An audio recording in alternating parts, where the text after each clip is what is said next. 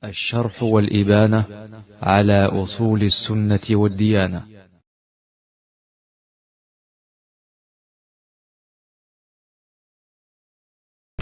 نحمده ونستعين به ونستغفره ونعوذ بالله من شرور أنفسنا وسيئات أعمالنا. من يهده الله فلا مضل له ومن يضلل فلا هادي له، وأشهد أن لا إله إلا الله وحده لا شريك له، وأشهد أن محمدا عبده ورسوله. اللهم صل وسلم وبارك عليه وعلى آله وأصحابه وعلى التابعين لهم بإحسان إلى يوم الدين. Nous sommes barakallahu fikum, chers bien-aimés en Allah, dans la nuit du 25 du Mada al-Oula. Et c'est ici, après une interruption de quelques séances, suite donc à un déplacement que nous avons effectué dans une autre ville. Heureux de vous avoir retrouvé avec ces visages rayonnants de Iman qui optent de compter leur pas vers les maisons qu'on a bâties pour que le nom d'Allah subhanahu wa ta'ala soit élevé. En toute honnêteté,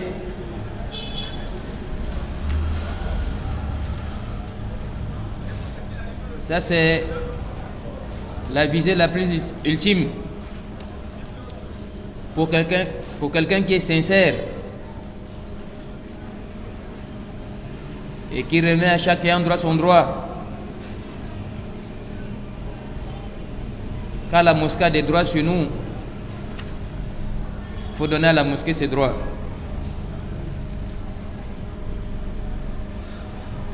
Le prophète sallallahu alayhi wa sallam et dit: celui qui reste dans la mosquée pour attendre d'une prière à une autre, écoutez très bien ce nas, il est considéré comme s'il est en prière, même s'il ne prie pas. Et les anges invoquent Allah pour lui.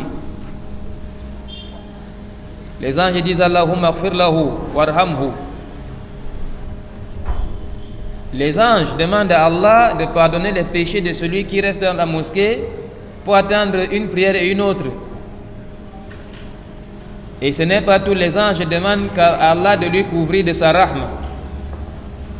Ya akhi, ça dépasse le monde de tout ce que le monde contient.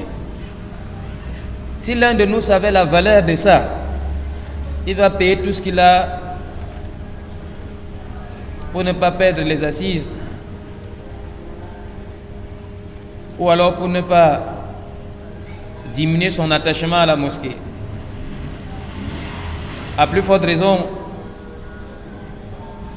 dans les récits du messager d'Allah, lorsqu'il a parlé des 7 qui seront sous l'ombre d'Allah, le jour n'y aura pas l'ombre, sauf l'ombre qu'Allah va créer, comme dit Cheikh Al-Uthaymeen.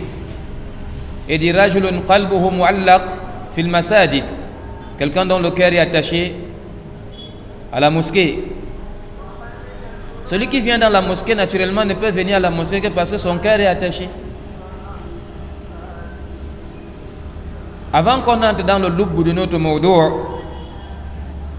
il me paraît important de revenir sur la lecture que nous avons entendue dans la prière de Maghrib de notre imam, notre enseignant, Cheikh Alam Bello Hafizahullah wa Ra'a, dans ces quelques lignes de Suratu Yunus qu'il a opté lire dans Salatul Maghrib. Dans ces versets, il y a de quoi estimer l'ampleur de ce bas monde et les dégâts que ce bas monde peut causer dans l'iman d'un croyant.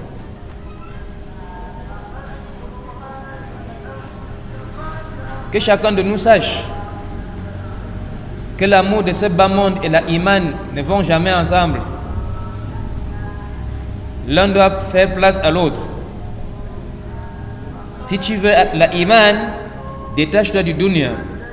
Et si tu veux le dunya et tu te contentes au dunya et tu mets tout ton cœur dans le dunya, tu t'attaches au dunya, sache que l'iman est de l'autre côté.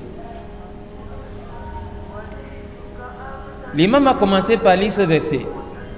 C'est le tout premier verset qu'il a lu. Inna alladhina la yarjuna liqa'ana waradu bil hayati dunya wadma'annaw biha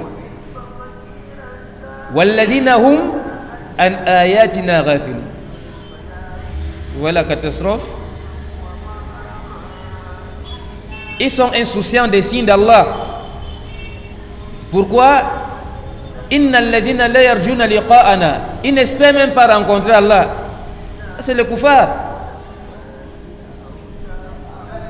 Parce que celui qui mécroit la résurrection est kafir. Allah dit za'ama alladhina kafaru alla yub'athu. Inna alladhina la yarjuna liqa'ana waradu bil hayati dunya. Ils se plaisent à la vie de ce bas monde. Wadma'annaw biha, et se sentent en sécurité dans ce bas monde. Walladhina hum an ayatina ghafilun. Ils sont insouciants des signes d'Allah. Écoutez maintenant la catastrophe. Allah dit ulaika ma'wahumun nar bima kanu yaksibun. Leur place sera le feu de l'enfer.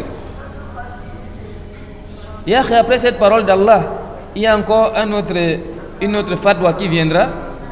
Allah dit cela, leur place est le feu de l'enfer. Qu'est-ce qui les détourne des signes d'Allah? C'est le dunya. C'est pourquoi lorsqu'un sahabi Jalil est venu demander au prophète sallallahu alayhi wa sallam de lui donner une recette qui va attirer sur lui l'amour d'Allah, il a dit idhad fi dunya yuhibbuka Allah. Détache ton cœur de ce bas monde et Allah va t'aimer. On appelle ça les nusus muhkama. C'est quoi un nas muhkama, ya Omar? Un nas muhkama, c'est un nas qui n'admet pas plusieurs sens. Parce que dans le Coran, vous avez les muhkamat et les mutashabihat. Les mutashabihat admettent beaucoup de sens. Mais les muhkamat, c'est un seul sens. Quelqu'un après ce verset ne peut plus poser la question de savoir qu'est-ce qu'Allah voulait dire. Allah dit que la place est le feu de l'enfer. Khalas. Et c'est comme ça l'amour de ce dunya. Un croyant vit dans ce monde. Il peut tirer profit du dunya. Yastafid min ba'd al-ashya, lakin ce n'est pas le asl. Le asl c'est le akhira. Le asl, c'est-à-dire le asl c'est le akhira. C'est pourquoi le Coran nous enseigne les muwazanat. Les muwazanat. Et s'il n'y avait que ça dans le Coran, on va remercier Allah toute la vie pour le Coran. Le Coran te fait estimer les choses. Tu as la vie de ce monde, tu as la vie de l'au-delà. Le Coran t'enseigne à balancer pour que tu choisisses le meilleur camp. Allah dit dans le Coran wa inna ad-dar al-akhirah la hiya al-hayawan law kanu ya'lamun. La vie de l'au-delà c'est la meilleure. Hayatun kamila. Law kanu ya'lamun. Si seulement ils savaient. Wa mal hayatud dunya illa mata' al-ghurur. Allah dit ce monde ce n'est qu'une jouissance éphémère. Ce monde ce n'est qu'une jouissance éphémère. C'est pourquoi Allah compare le monde à l'eau. Dans beaucoup de versets. Innama mathalul hayatid dunya kama in anzalnahu minas sama. La vie de ce bas monde est comme l'eau qu'Allah fait descendre. C'est pourquoi est-ce qu'Allah compare la vie à l'eau? Parce que l'eau, si tu prends en excès, ça va te causer de dommages. Contente-toi du peu. Parce que l'eau n'est pas stable. Regardez quand il y a des petites pluies, vous avez des flaques d'eau là. Il y a des petites flaques dans des masses stagnantes. Et vous connaissez que le musulman ne doit pas uriner dans de l'eau stagnante. Parce que ça m'interdit. Et puis quand il y aurait un peu de soleil, il n'y a plus. C'est comme ça la vie de toute dunya, c'est éphémère. Que chacun d'entre nous, mes chers frères, estime les choses à leur juste valeur et qui ne soit pas de ceux-là qui sont insouciants et qui se détournent des signes d'Allah. Et les signes d'Allah sont de deux sortes. Il y a ce qu'on appelle ayatul kawniyya et ce qu'on appelle ayatul shar'iyya. Vous avez les signes universels qui sont la création, le soleil, la lune, la nuit, le jour, la terre et tout ça. Ce sont les signes d'Allah. Wa min ayatihi al-layl wan-nahar wash-shams wal-qamar. On appelle ça ayatul kawniyya, les signes universels. Et vous avez aussi ce qu'on appelle ayatul shar'iyya, les signes juridiques qui sont le Coran et la Sunna authentique. Nous voulons, après cette muqaddima, revenir sur notre épître At-Tawdihu wal-Bayanu li shadarati al-Iman. Vous n'étiez pas au dernier cours, chef? Ah bon?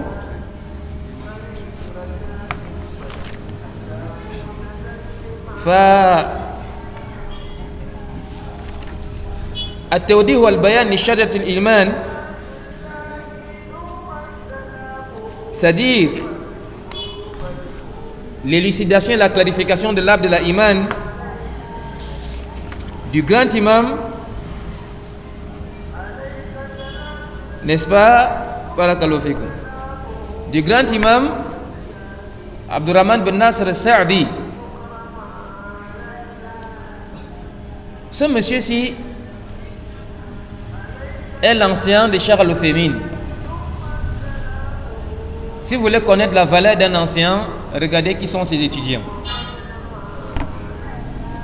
Cheikh Al-Uthaymin fait partie des Mujaddidoun de notre époque. On a compté 3. Cheikh Bin Baz, Cheikh Al-Albani et Cheikh Al-Uthaymin, rahmatullah alayhim, sont les Mujaddidoun, les plus grands savants. Allah nous a permis de finir le premier chapitre qui consistait à faire quoi, Cheikh? Le premier chapitre consistait à quoi dans ce livre?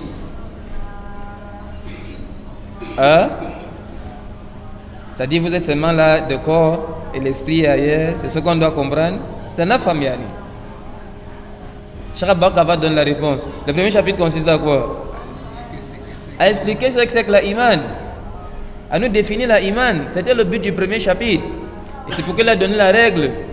Hukm ala shay far'un an tasawwurihi. Pour pouvoir porter un jugement sur quelque chose, il faut cerner la chose dans tous ses contours.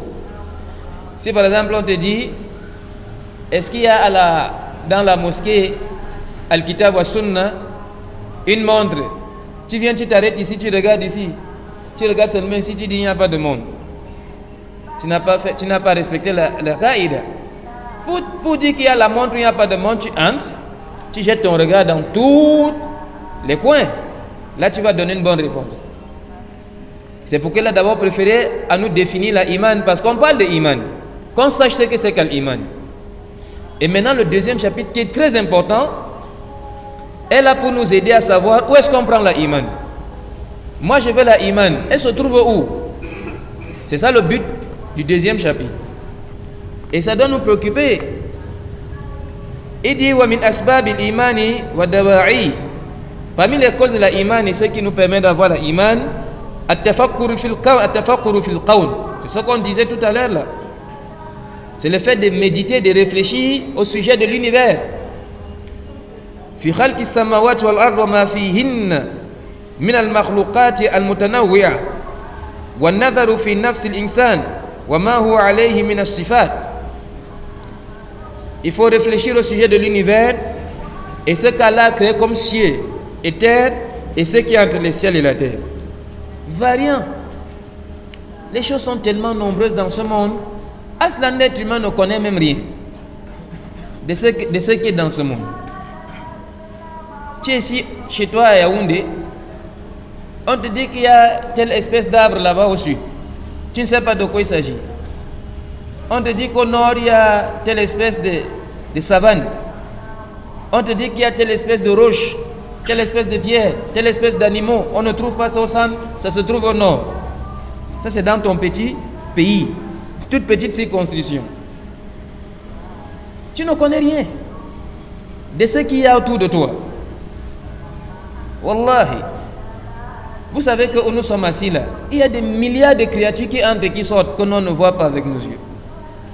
Parmi les bactéries, des choses pareilles. C'est pourquoi quand le prophète sallallahu alayhi wa sallam a vu Juwayriya, Ummul Mu'minin, qui était assise à la mosquée, faisait les adhkar pendant des heures. Le prophète sallallahu alayhi wa sallam a dit à Juwayriya, Amma inni laqad qultu min ba'dik arba kalimat thalatha marrat. Il dit, quant à moi, j'ai prononcé 4 mots 3 fois. La wuzinat bima qulti munzil yawm la wazadhun. Si on pèse mes 4 mots que j'ai dit 3 fois avec tes heures d'azkar, mes 4 mots que j'ai dit 3 fois vont dépasser tes heures d'azkar. Le sallallahu m'a dit, Subhanallahi wa bihamdihi adada khalqihi wa rida nafsihi wa zinata arshihi wa midada kalimatihi. Le Bayt al-Qasid est où? Adada khalqihi. Adada khalqihi. Il exalte la pureté et la louange d'Allah sur le nombre de ce qu'Allah a créé. Personne ne connaît ce qu'Allah a créé, Aslam. Personne. Aucun être ne connaît. Même la plus petite infime de ce qu'Allah a créé, personne ne connaît. Les savants disent que l'homme ne connaît pas 3% de ce qu'Allah a créé sur la terre. Et sur la mer, il va connaître comment? Parce que la faune marine, la faune maritime dépasse la faune terrestre. Parce que l'espace qu'occupent les mers dépasse l'espace qu'occupent les terres.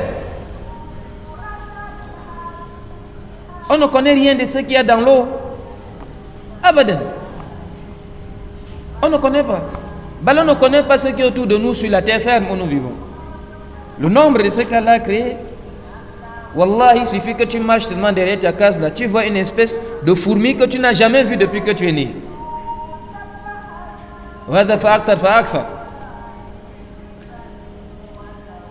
Quant aux étoiles du ciel, hadithu wala haraj.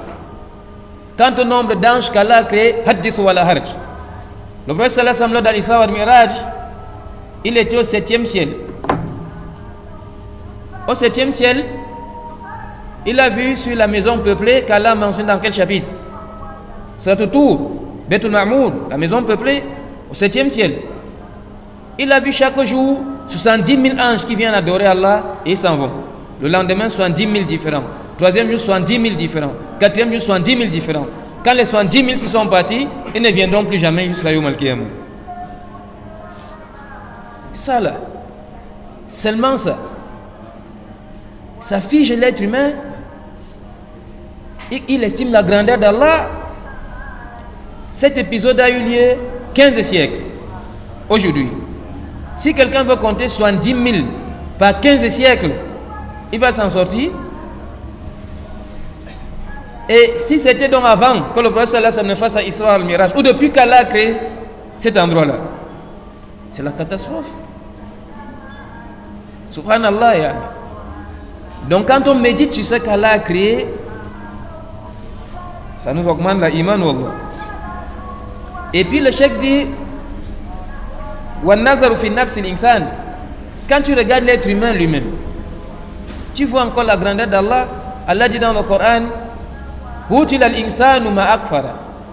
Que l'homme périsse, il est vraiment ingrat. مِنْ أَيْ شَيْءٍ خَلَقَ. De quoi est-ce qu'il a été créé? Allah dit, مِنْ نُطْفَةٍ خَلَقَهُ فَقَدَّرَ ثُمَّ سَبِيلَ يَسَّرَ ثُمَّ أَمَاتَهُ فَأَقْبَرَ. Allah dit qu'il a créé l'homme d'une goutte de sperme. Ya akhi, wallahi, wallahi lazim, la création de l'homme est mystérieuse. C'est un grand mystère. Il a créé une goutte de sperme. À un moment, un caillou de sang. À un moment, embryon. À un moment, les os. Après la chair qui recouvre les os. À un moment, les pieds, les mains, la tête, avec tout ce que ça possède. Dans un univers compliqué et complexe. L'enfant vit dans de l'eau. Il ne meurt pas. Quand la femme accouche, on dit la poche d'eau s'est percée. C'est ça ou c'est pas ça? Elle entre en travail. Dit la poche d'eau s'est percée. L'enfant là, s'il sort du ventre de sa mère, vous le remettez, il meurt automatiquement. Comme s'il n'était pas là-bas. Subhanallah, yani.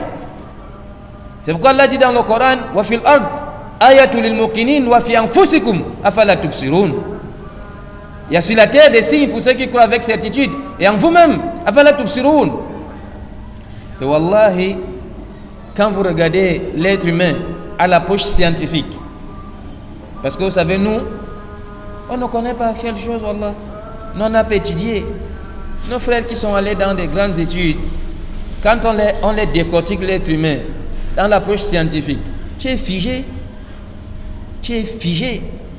Tu es figé. Ils ont découvert ce qu'on appelle le nombre d'or. Je ne sais pas si vous avez entendu parler de ça, le nombre d'or. À travers une suite mathématique qu'on appelle la suite de Fibonacci. Vous avez 1, 2, 3, 5, 8. En fait, comment ça se passe cette suite-là? Le nombre quand tu prends 1 plus 2, ça te fait 3. Maintenant, tu prends 2 plus 3, ça te fait 5. Tu prends, n'est-ce pas, ça dit 3 plus 5, ça te fait 8. Tu prends maintenant, n'est-ce pas, ça dit 5 plus 8, ça te fait 13 ou quelque chose comme ça. Donc, c'est cette suite-là, en fait. Et maintenant, la deuxième étape, on divise chaque nombre avec celui qui est venu avant. Ça donne, n'est-ce pas, un chiffre approximatif. C'est ça qu'on appelle le nombre d'or. Les applications du nombre d'or sont mystérieuses sur l'être humain. Si on mesure la taille de quelqu'un, de ses pieds, à son nombril, on multiplie par le nombre d'or, ça donne exactement sa taille. Quand je vous parle de cette suite, vous avez un ossement ici, vous avez 2 ici. Relié, n'est-ce pas, ça dit un certain nombre d'os ici. Vous voyez 5 ici. Et vous voyez, n'est-ce pas, les petites phalanges. 1, 2, 3. Ça vous donne la suite de Fibonacci. Cette suite-là permet de comprendre que si vous voulez mesurer en partie d'ici, soyez très attentifs sur ce que je vais expliquer. Si vous voulez compter la distance entre la distance que mesurent les veines et les artères du corps humain, l'homme qui marche dans la rue, si on prend, ça dit les veines et les artères, on lit, la distance que ça fait, 96 000 km. 96 000 km. Si on prend maintenant les molécules d'ADN, n'est-ce pas? Les molécules d'ADN. On mesure l'ADN qui est dans le corps humain. On mesure la distance de tout l'ADN qui est dans le corps humain. Le corps humain va à 400 milliards 600 millions de kilomètres. Ça dépasse la distance entre la Terre et la planète Pluton. Le petit être humain qui marche sur la Terre. L'homme est mystérieux, Dara. Ce n'est pas le Moudjama là. C'est à cause de ça que lorsqu'il me croit en la résurrection, Allah lui rappelle son origine. Allah lui rappelle son origine. Awalam yara al-insan anna khalaqnahu min nutfa fa idha huwa khasimun mubin wa daraba lana mathala wa nasiya khalqa qala man yuhyi al-idham wa hiya ramim qul hiya alladhi ansha'aha awwala marra wa bi kulli khalqin alim. Allah dit, l'homme ne voit-il pas que c'est d'une goutte de sperme que nous l'avons créé? Le voilà qui est devenu un adversaire déclaré. C'est ça, non? Allah dit à gauche, non, on préfère la droite. Allah dit à droite, on dit non. On veut voir s'il y a le passage. Même le ubudiyya, on n'a pas ça. La servitude. L'homme doit se considérer comme l'esclave d'Allah. Et c'est sa vraie nature. Et c'est sa vraie valeur. Aucun attribut devant Allah est important pour toi, sauf si tu es son esclave. À part l'esclavage là, tu n'as rien de valeureux devant Allah Azzawajal. Et c'est pourquoi Allah appelle tous ses prophètes ses esclaves. Lorsqu'Allah parle de nous, alayhi salam, qu'est-ce qu'il dit? Inna kana abdan shakura. C'est un esclave reconnaissant. Wadhkur abdana Ayyub. Et mentionne notre esclave Ayyub. Vrai sallallahu. Subhanalladhi asra bi abdihi. Prêtez à celui qui a fait voyager son esclave. Elle a fait l'éloge des croyants qui ne sont pas des prophètes. Allah dit wa ibadur rahman, les esclaves du tout miséricordieux. Ça c'est le meilleur attribut. Fa fil haqiqa, la méditation sur les signes universels augmente la foi. Lorsqu'Allah nous dit, nous dit à travers le hadith du prophète sallallahu alayhi wa sallam, parce que le hadith c'est la révélation d'Allah. Le prophète sallallahu alayhi wa sallam dit, j'ai vu Jibril dans la nature où Allah l'a créé. Il a vu Jibril dans la nature où Allah l'a créé. Kana sudul ufuk. Kana sudul ufuk. C'est-à-dire tu regardes en haut c'est Jibril, en bas c'est Jibril, avec 600 ailes. Chacune des ailes ferme l'espace entre le ciel et la terre. Et quand on te dit que ça c'est la créature d'Allah, ça ne dresse pas les cheveux sur ta tête. Le prophète sallallahu alayhi wa sallam dit qu'il a vu Jibril dans la nature, Allah l'a créé, avec 600 ailes, et chaque aile ferme l'espace entre le ciel et la terre. Lui il a tout fermé. Tu regardes en haut c'est lui, en bas c'est lui, à droite c'est lui, il a tout fermé. Parce que la grandeur d'une créature implique automatiquement la grandeur du créateur.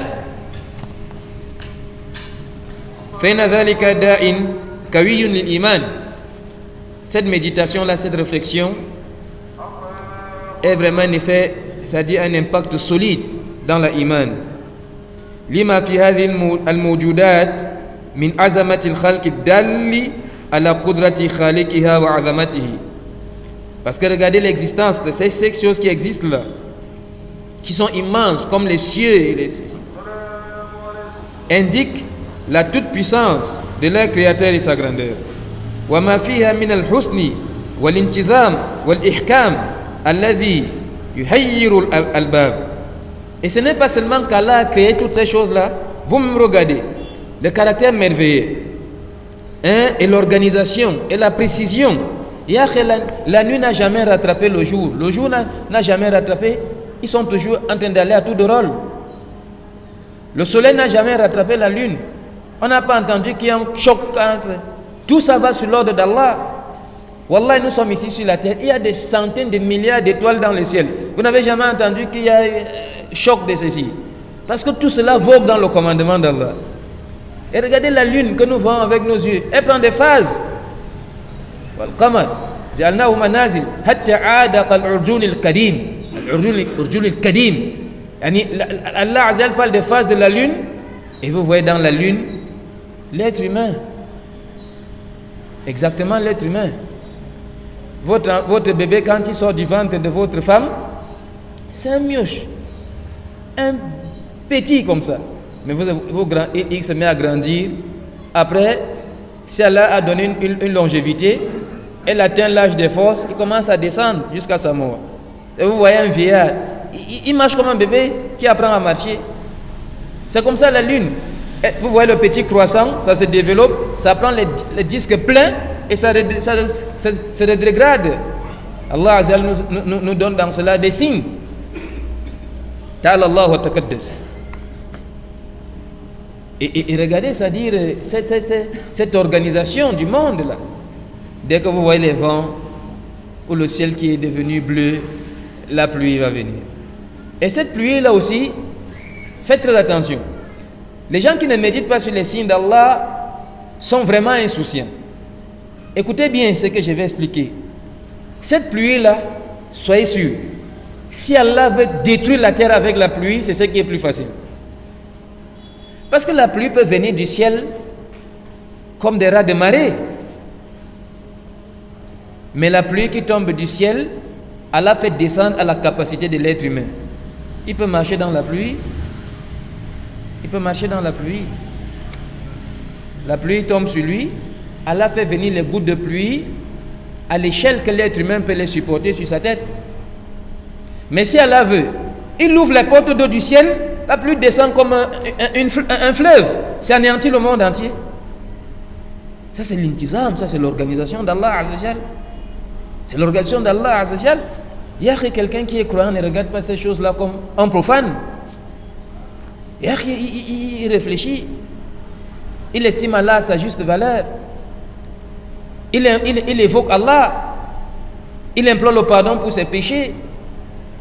Il revient repentant vers Allah. Il passe son temps dans le tasbih, le tahlil, le tahmid.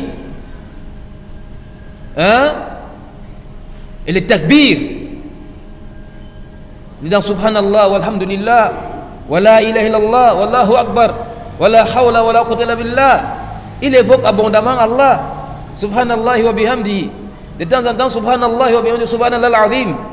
Fadhkuruni adhkurkum, pour bénéficier de l'attachement d'Allah à son égard.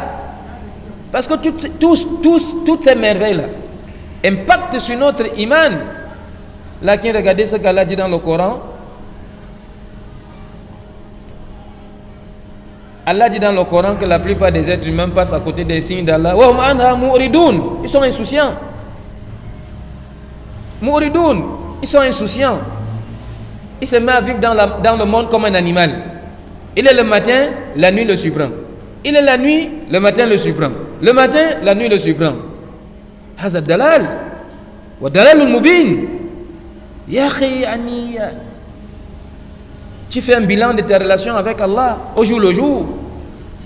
Allah t'a donné la raison. Il a fait descendre sur ta communauté les livres. Tu as un messager. Tu vis dans ce monde comme un animal. Là, abadan. Ben, certains salafs disaient, je ne sors pas de ma maison sauf si je vois un signe d'Allah Azza dans tout ce que je vois.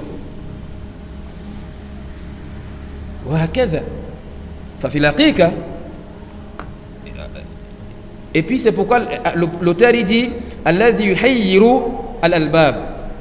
Yuhayyiru. Qui connaît le sens de ce mot? Chabaka, c'est vous l'arabophone de la mosquée. Yuhayyiru, ça veut dire quoi? Yuhayyiru. Qui connaît le sens de ce mot? Yuhayyiru, Sheikh. Yuhayyiru ma'nahu. Yuhayyiru. Il fait revivre. Non. Yuhayyir. Un savant, Imam al-Haramain a prononcé ce mot. Hayarani hamdan. Qui perturbe. Qui perturbe. Les oul-alba, parce que les gens qui sont doués d'intelligence, ils sont perturbés. Tellement c'est merveilleux. Ça les embrouille. C'est ça, n'est-ce pas? Hayarani. Ça les perturbe. Parce qu'ils ne comprennent rien, en fait. Quand quelqu'un est ému, il est étonné, il est bouleversé. Et l'auteur ne dit pas que ça perturbe n'importe qui. Les ulul albab, c'est-à-dire les doués d'intelligence. Ils voient toujours la grandeur d'Allah. Et c'est pourquoi certains d'entre eux sortent, comme c'est dans le hadith, ils vont pleurer à l'insouciance. Parce qu'ils regardent sa personne, il imagine son créateur. Miskin, yani. Miskin. Il dit Ad-dali ala si'ati ilmillah. Et cela aussi montre la science immense d'Allah Azza. Parce que pour pouvoir créer, il y a deux choses, n'est-ce pas? Il faut le savoir et il faut la capacité. Ou c'est pas ça? Il faut le savoir, il faut la capacité. Pour pouvoir créer, il faut qu'il y ait la science et la capacité. Al-ilm wal-qudra. Al-ilm wal-qudra. Quand vous voyez toutes ces choses, vous voyez qu'Allah est immense. Ça dit Allah a une science qu'on ne peut même pas, elle est azali, qu'on ne peut même pas décrire. Wa shumuli hikmati. Et ça montre aussi le caractère global de sa sagesse. Ta'ala Allah wa taqaddas. Wa ma fiha min asnafi al-manafi wan-ni'am al-kathira allati la tu'ad wa la tuhsa. Et toutes ces créatures aussi renferment des ni'am, des faveurs d'Allah Azza et des bienfaits d'Allah Azza. Ces animaux-là nous servent de nourriture. C'est Allah qui les a créés. C'est pourquoi Allah dit lakum. Ces produits qui sortent de la terre, ces produits, ces fruits et tout ça, c'est pour l'être humain. C'est pour l'être humain. Famarati rizqan lakum. Allah dit pour vous nourrir. Et ce n'est pas tout. Aujourd'hui, les scientifiques sont en train de découvrir que la vitamine D, dont les rayons du soleil produits sur le corps, transforme le cholestérol de la peau, c'est-à-dire les rayons du soleil transforment le cholestérol qui est nocif en vitamine D. N'est-ce pas, quand vous allez acheter certains aliments, on dit ça a peu de cholestérol. Parce qu'on sait que ça c'est nocif pour la santé. Allah te donne un médicament naturel, le soleil là, qui te frappe un peu le corps là. Ça transforme le cholestérol nocif en quelque chose d'utile en vitamine D. Vous connaissez mieux que nous, c'est vous qui allez à l'école, non? La photosynthèse et tout ça. L'oxygène de l'air, le gaz carbonique et tout ça. Cet effet de photosynthèse là. Allah subhanahu wa ta'ala, regardez même l'oxygène de l'air. Tout cela là a créé pour nous. Vous-même vous savez que dans la nature il y a beaucoup de gaz, non? Il y a le phosphore, le fluor, le chlore et des choses pareilles. le magnésium, l'azote, lakin, comme c'est l'oxygène de l'air qui est plus important pour notre vie, Allah fait que ce soit plus beaucoup. C'est pas ça? Comme l'eau est plus importante pour l'être humain, on dit souvent que l'homme peut rester sans manger, mais ne peut pas rester sans boire. Allah fait venir l'eau plus que tout.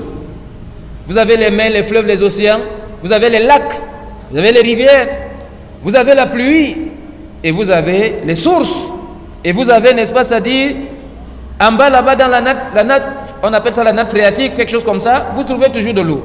C'est-à-dire, si tu creuses, tu vas trouver de l'eau. Allah sait que l'eau est importante pour la vie, il fait venir ça plus que ce qui n'est pas important. Ça voilà là. Le pétrole pouvait être plus que l'eau. On allait tous mourir. On peut boire le pétrole. Malgré que c'est utile. Là, qui Allah fait venir ça à une proportion inférieure à l'eau. Parce que l'eau est plus important. Et c'est ce que le cheikh est en train de dire ici. Barakallahu fikum. Ad-dallati ala si'ati rahmatillah. Ça montre aussi la miséricorde immense d'Allah Azza wa wujudihi wa birrihi, et l'existence d'Allah, si on peut se permettre ce mot, et la bonté d'Allah. Wa dhalika kulluhu yad'u ila ta'zim mubdi'iha wa bari'iha wa shukrihi. Et tout cela maintenant nous oblige maintenant en retour de faire quoi, mes chers frères? De remercier Allah abondamment, d'exalter sa grandeur. Mafhoum?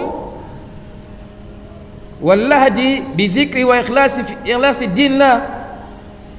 Et il faut tout le temps évoquer Allah Azza wa Jal et être sincère dans le culte. Wa hadha huwa ruhul iman wa sirru. Et cela constitue l'âme de la iman et le secret de la iman. Wa kadhalika an-nadharu ila faqr al-makhluqat kulliha. Et maintenant il faut aussi reconnaître, n'est-ce pas, l'indigence de toutes les créatures. Wallahi, l'être humain n'est rien. Nous sommes tous indigents, nous sommes tous pauvres. C'est pourquoi quand vous voyez quelqu'un, il gonfle là, il ne connaît pas ce qu'il est.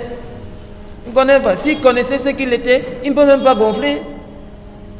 Le salaf a dit à l'autre là, tu t'enfles d'orgueil, alors que ton début, c'est une goutte de sperme qui sent mauvais, ta fin c'est un cadavre pourri qui va se décomposer. Tu n'es que seulement entre les deux là, une goutte de sperme inutile qui sent mauvais et un cadavre pourri, un cadavre qui va se décomposer, qui va sentir. C'est ça. Tu n'es qu'entre les deux là. Et ce n'est pas tout. Et tu portes dans ton ventre des pourritures aussi.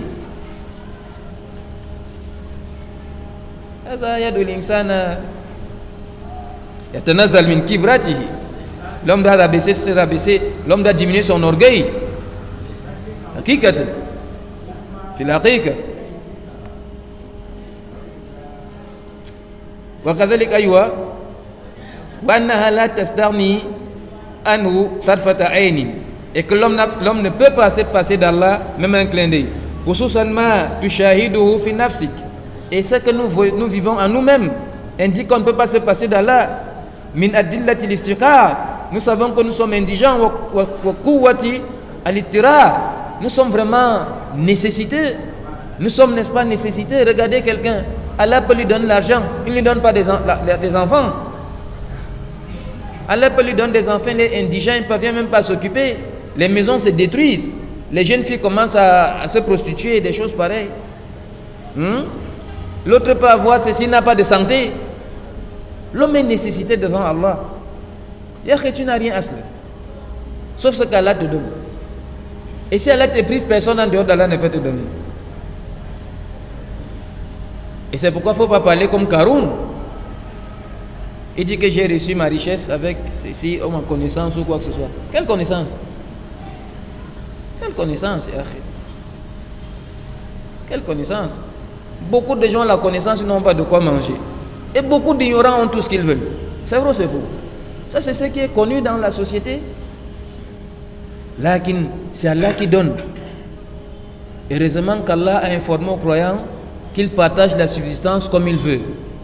Bikadari ma'loum, d'une mesure qu'il lui connaît lui. Ce n'est pas à toi de dire pourquoi est-ce qu'Allah ne m'a pas donné beaucoup. Il a donné à Allah. Allah descend avec une mesure connue. Ce qu'Allah te donne, dis-lui seulement merci. Il va t'augmenter. Ne tourne pas tes yeux vers ce que l'autre a. Non seulement c'est un péché, mais ça va te tuer. Parce que tu vas penser qu'Allah ne te fait rien. Non seulement c'est un péché. Le prophète sallallahu alayhi wa sallam dit, regardez ce dont vous dépassez dans le dunya. Ne regardez pas ce qui vous dépasse. Parce que si tu regardes celui qui te dépasse, tu seras obligé de faire le mal. Parce que tu vas croire qu'Allah ne te fait rien. C'est comme nos enfants. Tous les jours ne parlent que des enfants des ministres, c'est l'enfant du directeur, c'est l'enfant de ces enfants de cela. Si tu te retournes vers cette veuve qui n'a pas de quoi manger, tu comprendras qu'Allah ne t'a pas donné comme tel, mais il y a plus indigent que toi. Et c'est pourquoi l'arabe, qu'est-ce qu'il te dit? Idha ra'aytu musibatan ghairi hanat alayya musibati. Quand je regarde les difficultés des autres, je suis obligé de relativiser la mienne. Parce que tu vas toujours voir plus indigent que toi. Ça va te calmer un peu. Mais si tu te détournes de cette injonction divine, tu regardes seulement ceux qui, les jeunes gars qui roulent dans ceci, dans cela, tu vas tout perdre, même ta religion. وَكَذَلِكَ يُوجِبُ لِلْعَبْدِ كَمَالُ الْخُضُوعِ. L'homme doit beaucoup se rabaisser, le serviteur doit beaucoup se rabaisser.